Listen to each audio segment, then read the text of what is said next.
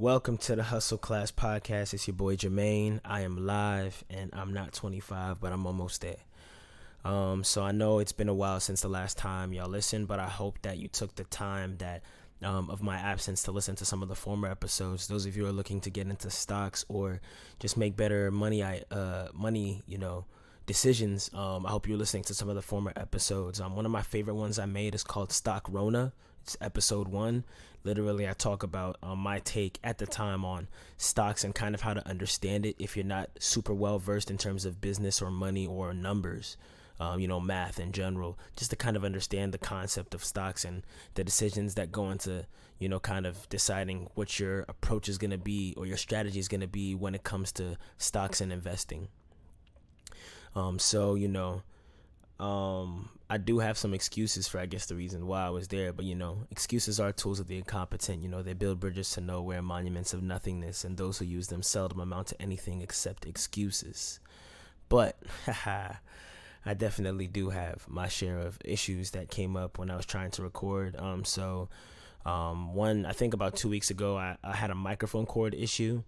When I was going to record an episode for the podcast, and basically I always have issues with my microphone cord. When you go to Guitar Center to get a microphone cord, you're probably going to want to get the best quality, so you're going to pay that bread to get the best quality, and I usually do that, but my microphone cord messes up consistently, right? Because if you bend it too much the wrong ways, it kind of loses that connection that goes through the cord. With traveling to record, other stuff, other places, or just when I was moving from one place to another, kind of bundling up or bounding the cord to move, or, binding it, kind of messed up with that connection. So I went to Guitar Center. Because it always messes up, I decided to get the cheaper one, which is like the Guitar Center home brand. It's called like Livewire or something.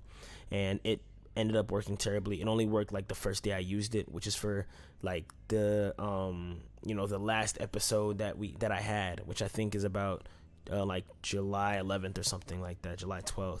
So it worked that day and hasn't worked since until today. It's working all of a sudden, which is great because I had to troubleshoot and keep trying. But I plan on going to Guitar Center this upcoming week. I don't think I'll be able to today because I have a stock call I'm going to be on tonight. So I may not do it today, but I'll definitely get a new cord so that I can be more consistent and not have an issue where, I work a long day of work, come back to record a podcast after being as tired as it is from going outside and not being able to, and now having to grab my stuff and go back out, which, I'm not going to do because I'd rather just, watch Yahoo Finance videos or, Benzinga or something, just get up to date with what's going on in the world and what the markets are looking like.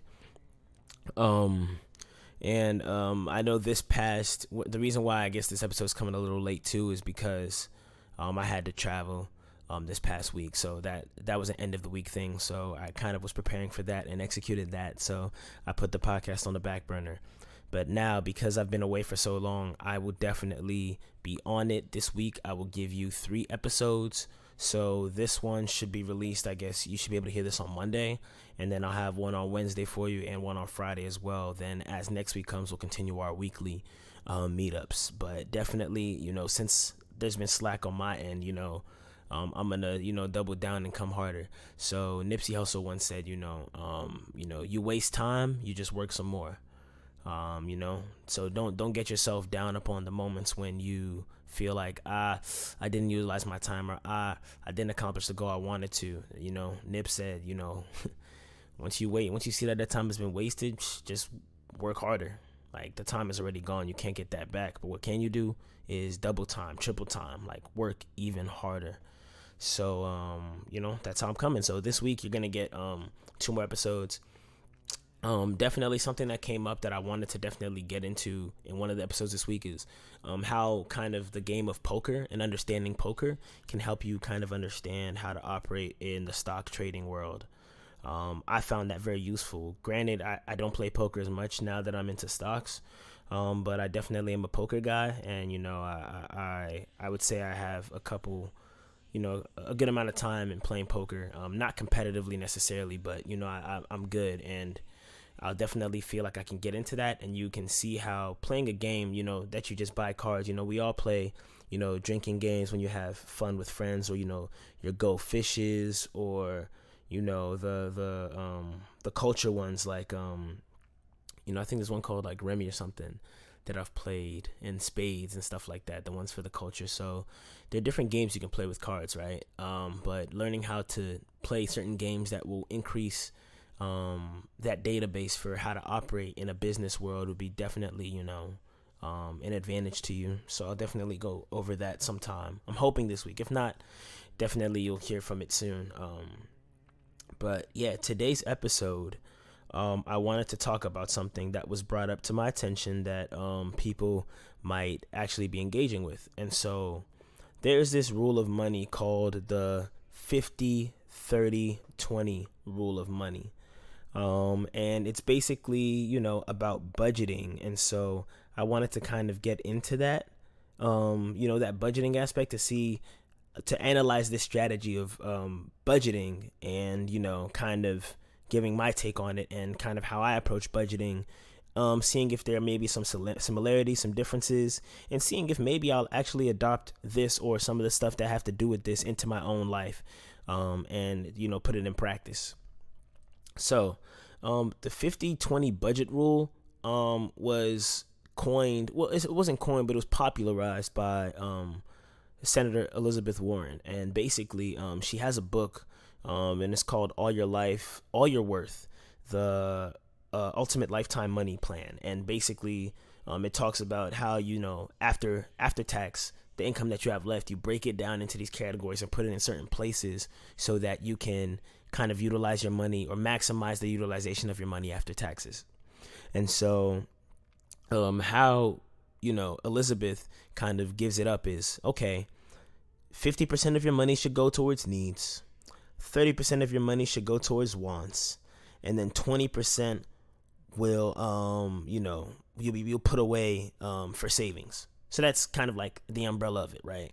But we all know that, the fine line between needs and wants, or, okay, if I'm saving, am I investing? Am I paying off debt? Like, what does this all really mean? So I guess I'll give some clarity to that. And let me go through it. So basically, first and foremost, right, the 50% that is towards needs, right? Those needs are like absolutely, they have to absolutely be paid. So like your rent, or mortgage, or your bills, or maybe like your car, which you use for work, right? Or use to get your groceries, your actual groceries, insurance, healthcare, things to keep your, things to keep your number one asset, which is your health and your body, and, yourself, good. Your minimum debt payments. So it might be the minimum payment on your loan or your credit cards or anything of that nature. And your utilities for your, apartment or wherever you stay at, if it's a home. So those are what she qualifies as your needs, basically, like the 50%, right? After that, the other 30%, right? I know what you guys are thinking. 30% towards savings, right? And then 20% towards wants. No, she has it the other way around. She says 30% towards wants and then the 20% towards savings. So let's get into the wants real quick. So wants are the things that you want to spend money on, but they're not absolutely essential, right? So for example, going out to eat, maybe catching a movie, maybe you need a new wallet or purse. Maybe your favorite team is playing at a stadium, or, at this point in time, with COVID, they're not doing anything like that. But say you wanted to go to like a sporting event or like a concert, you wanted to take a vacation. Y'all know I'd be in Miami. So things of that nature, and maybe even like add-ons. So like a want might be, you could pay for the internet plan for $50 a month, but you pay $80 because you want the fastest speed, even though you don't necessarily need it. That might be considered a want, right? And you can really get into the nitty gritty of it and say, if the cheapest internet, which is like convenient and it's great, is like $50, but I decide to pay $80 for a more premium internet, you can, like, in your own budget sheet kind of say that, 50 of these dollars towards this is a need, and the extra 30 is a want. So you can budget it out that way so that you're kind of really, really keeping track of everything. But personally, I would just throw that whole thing into the want, like the whole 80 into the want, personally. That's just how I do it. If anything, if I'm doing any extra add-ons, I just change the whole category instead of breaking it up into pieces. And so those are some of the wants. You might want a new laptop. You might want some jewelry, things of that nature. You know what wants are. Now, the last one is going to be sort of like the savings. And for the savings, right, that's pretty much like your emergency fund, like putting money in towards your emergency fund, or just, your regular bank account. Or you could also consider savings if you make any Roth or 401k contributions outside of your salary. You can include that in that figure in terms of savings. If you're paying down excess debt, I think you might be able to consider that as savings too, because you might save more over time by paying down your debt faster, right? So that's also something that you can consider. Now, so we've gone over this 50-30-20 rule, which is popular. So, I mean, if you decide to adopt this rule, you're not alone. You're not the only person doing it. Now, I guess maybe I can give my take on it, and kind of how I would operate and navigate through it. So I think for me, so when I start out my 100%, right, that I'm already, all right, so let's say first and foremost, after tax is how they kind of navigate through this budget rule. After tax, once my money comes, I already shave off an extra 10% for tithes. That's just how, I live my life. I know not everybody listening, gives tithes. Not everybody listening is of the same faith, but that's kind of like my first, the first thing my money goes to, right? So I kind of start out with 90%, or 90% is my 100. So of that 90%, I think I do tend to probably live, and this is, I guess, a transparent moment. My needs are somewhat expensive. So I think that my needs actually take up more than 50% of my salary, if I'm being transparent. So we'll just, for the sake of just understanding things more clearly. Okay, so let's say we have 100%. Me personally, I think my needs cover, I want to say close to 70% instead of 50, right? So maybe I'm already living outside of my budget, so naturally I do have to downsize everything else. But yeah. And so takes up about 70%. Let's do like averages. So let's say 70%. So I have about 30% left, right? One would say if you have 30% left, maybe you should put 20% towards your wants and 10% towards your savings. Now, as you continue to listen to this podcast and as you continue to transform your life into that of a hustler and kind of somebody who's just on the grind trying to build wealth for themselves, you'll understand that as somebody who is kind of on the wealth track, sometimes your wants and savings are kind of unified. One of my wants is to invest. So let me say this. So investing, right? What would investing be a need, a want, or savings? I would say investing would be savings and want. So investing, right? Because when you save, right? If you're saving an emergency fund, chances are that's straight up cash, and you're not really looking at the growth potential of it. Now, if you put and you could say the same for like savings accounts or an IRA or a 401k contribution, but 401k contributions go into a market / IRA contributions. Usually they go into like a market, or they're attached to like stocks or equities of sorts, or funds of sorts, like mutual funds of sorts. Now, when you also have a savings account and you put that money in that bank, you have an interest rate, which you grow interest on it, right? So with that being said, since there's growth in those, I would consider investing as a sort of savings, right? But nothing crazy, nothing major. Maybe a certain amount, per check. Like, it doesn't have to be anything crazy, but you can put investing in that savings category, right? Also, if you want to invest in something, then you can also say that's a part of that want category in terms of, okay, I'm investing in, let's say you have a safe investment, right? I'm investing in AT&T because they have high dividends, right? So that's just like a safe investment. So I would consider that savings. Now, when you say, oh, I want to try I think Amazon or Tesla is going to do something crazy this year. Let me put some money towards that. That I think would be a want, because you're not necessarily in it for the long haul. You're in it to see what might happen, what crazy thing could happen with Tesla really soon. Or like, there's sort of like hyper speculation. It's not really a decision rooted in long-term gratification. It's kind of rooted in, okay, let's see what happens, almost like a fast flip. So with that being said, I think that investing can fall into both. Now, bringing it back to what I said initially, if you have that hustlers or wealth building mindset, you can kind of see how investing can be both, like I said, a want and a savings thing, right? And also your wants, right? Because if I want to invest and I want to save more, then those kind of all fall into the same category. So some of the goals I have for myself, right? I want to build a strong emergency fund. I want to start saving up to potentially get a home, right?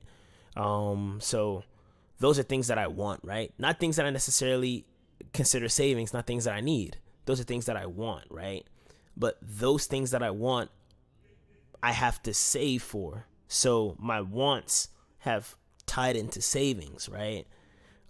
So when you want things longer term, right, that cost money, right? Because those things that I want cost money. It actually falls into the savings category as well. So when I have that final 30%, my wants are directly tied into my savings and vice versa. So I'm not really spending any money where I'm not supposed to be, or I'm not doing things, I guess, for the frivolous nature of having a want. And just, I want it and I want it now. Sometimes your wants take time, right? So that's kind of how mine is broken down. I think I have 70% in my needs and 30% save, like want/save/invest stash, or like, just keeping like hoarding money just to kind of build something for myself, right? So how realistic is the 50 20 30 or 50 30 20 rule?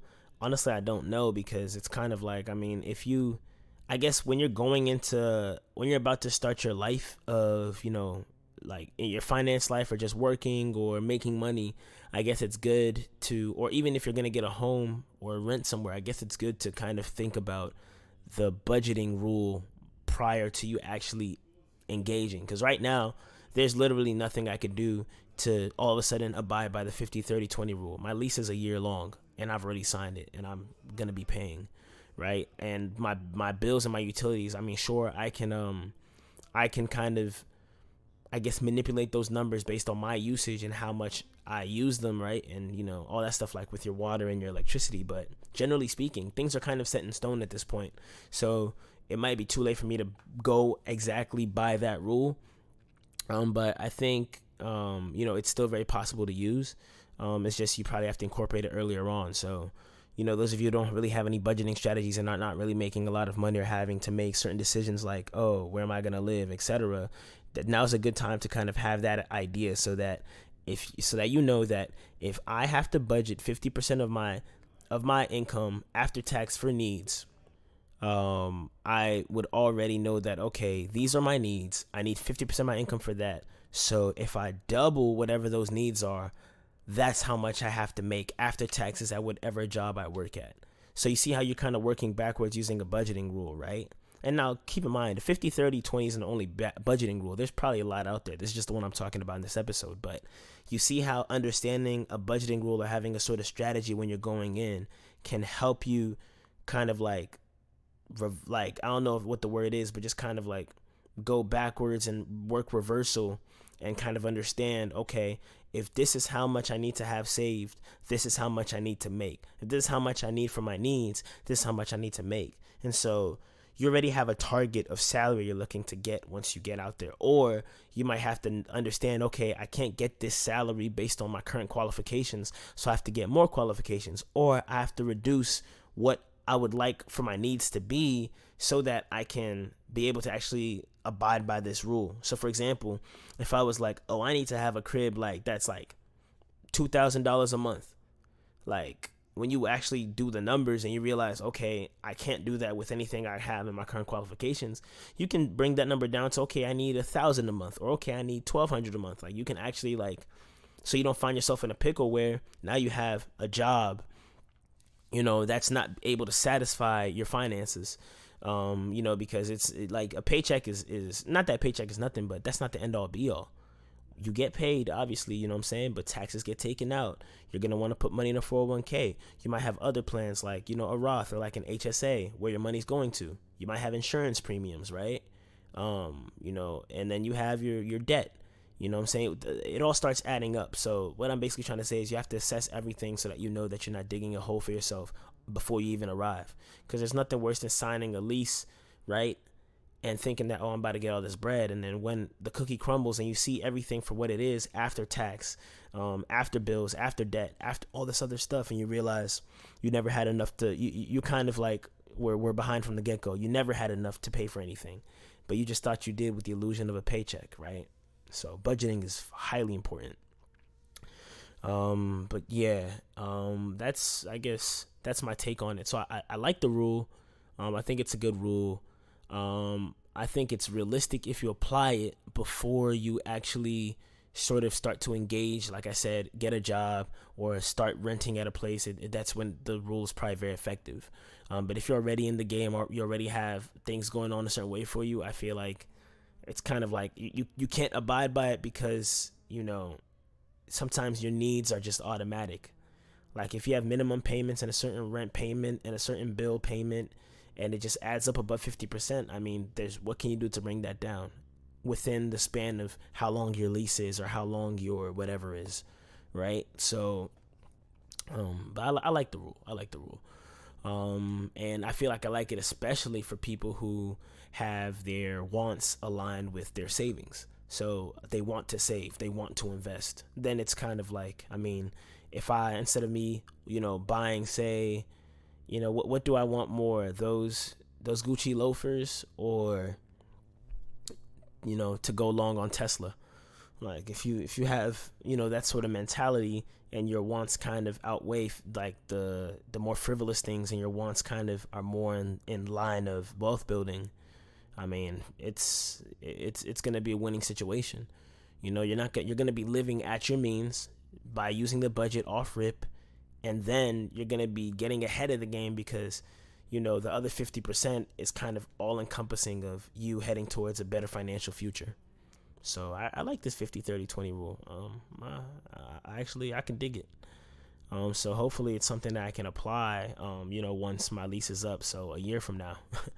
But even until then, I mean, I think I'll go over some more budgeting stuff and see different other rules that we can apply, and maybe we can have an episode where we kind of compare different rules and see, what the quintessence of them, is/are. Yeah. So that's kind of it for that. And like I said, this week I'm definitely going to be giving multiple episodes. So I'm sure this week you'll see 3, and I know it's going to be rapid fire, but I know that I kind of try to give information in doses well enough that you can digest them, and they're easily edible information. And I guess the last thing before I go is that my mom sent me something today that I wanted to share with you guys, and it's basically what she called the 5 W's of life. And I just wanted to say it here so that I could encourage people to, keep doing what they're doing and understand that, even though the road is long and it's hard, like, I mean, it's a road and it's leading somewhere. So just know that as long as you stay on the path, you'll get to where you're supposed to be. So the 5 W's of life. Who you are is what makes you special. Don't change for anyone, right? I like to say this thing, death before dishonor.